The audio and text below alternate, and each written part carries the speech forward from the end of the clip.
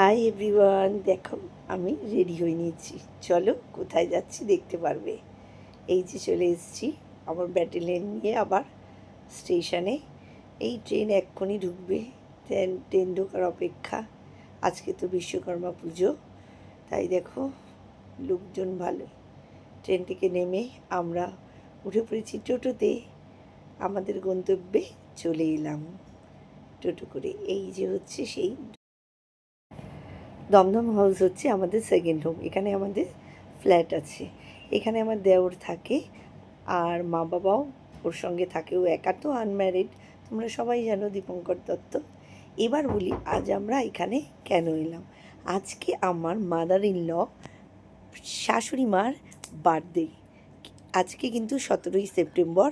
তো আজকে 17ই সেপ্টেম্বর নয়, মার বার্থডে 18ই সেপ্টেম্বর, মার জন্মদিন। কিন্তু আমরা যে কোনো কিছুই আগের দিন মানে রাত্রির 12টার পরই সেটা সেলিব্রেট করি। তো আজকেই আমরা এখন থেকেই রেডি হয়ে নিচ্ছি। এই যে ঠাকুমা আর নাতির কোলাকুলি, ওদের খুনসুটি চলছে। এই যে মা একটি সুন্দর শাড়ি পরে নিয়েছে, রেডি হচ্ছে। আর আজকে আমি সব কিছু ক্যামেরাবন্দি করব বলে মাকে ছাড়ছি না। আর নিজেকে কি বাদ রাখি, নিজেকেও একটু অ্যাড করে নিলাম। আমি ভীষণ খুশি। বাবানের বাদরা মতো চলবেই। ভাইও রেডি হয়ে নিয়েছি, মার বেরোনোর অপেক্ষা।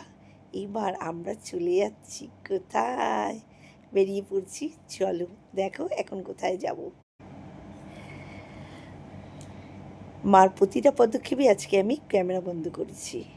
চলে এলাম, আজকে আমরা এখানেই ডিনার করব, আর্সেনাল রেস্টুরেন্ট অ্যান্ড ক্যাটারার। খুব সুন্দর জায়গা, তোমরা সবাই জানো, তো নতুন করে কিছু বলার নেই। এখানকার ব্যবস্থাপনাও খুব ভালো, খাওয়ার দাওয়ারও প্রচণ্ড ভালো। একটু ভালো করে ক্যামেরা করে নিচ্ছি, সব কিছুই স্মৃতি হয়ে থাকবে। আমি তো লিফটটাকেও বাদ দিইনি।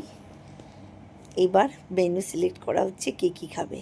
বার্থডে গার্ল কিন্তু বিশেষ কিছুই খায় না, বার্থডে গার্ল হচ্ছে উপলক্ষ, আর সমস্ত ভোজন রসিক হচ্ছে আমরাই সমস্ত খাবো। বার্থডে গার্ল সবসময়ই ভীষণ মানে অল্প পরিমাণে খায়, তা ওনার ফিগার দেখেই তোমরা সবাই বুঝতে পারছো। আমাদের মেনু চলে এসছে, এইবারই খাবারের ওপর হামলে পড়ার পালা। সমস্ত মেনু তোমাদের সঙ্গে একটু একটু করে সব কিছুই শেয়ার করলাম। এটা এখানকার স্পেশাল বিরিয়ানি। সমস্ত খাবারই টেস্টি ছিল, আর এখানকার ব্যবস্থাপনাও খুব ভালো। আজকে এইটুকুই, টাটা।